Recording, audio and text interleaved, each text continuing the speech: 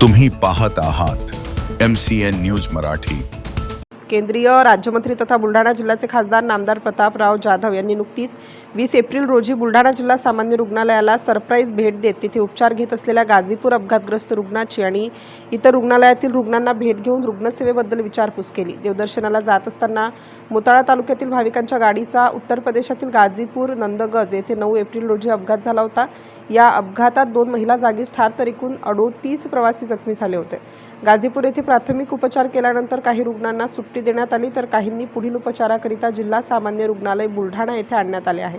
त्यांच्यावर सध्या जिल्हा रुग्णालयात उपचार सुरू असून 20 एप्रिल रोजी केंद्रीय राज्यमंत्री प्रतापराव जाधव हे जिल्हा दौऱ्यावर असताना त्यांनी जिल्हा सामान्य रुग्णालयाला अचानक सरप्राईज भेट देऊन तेथील उपचार घेत असलेल्या अपघातग्रस्ताची चौकशी करून वैद्यकीय सुविधेबद्दल माहिती जाणून घेतली व रुग्णालयातील इतर रुग्णांची सुद्धा विचारपूस करून रुग्णालयाच्या उपचार पद्धतीचा आढावा घेतला। MCN न्यूज मराठीकरिता रवींद्र शिरस्कार, बुलढाणा।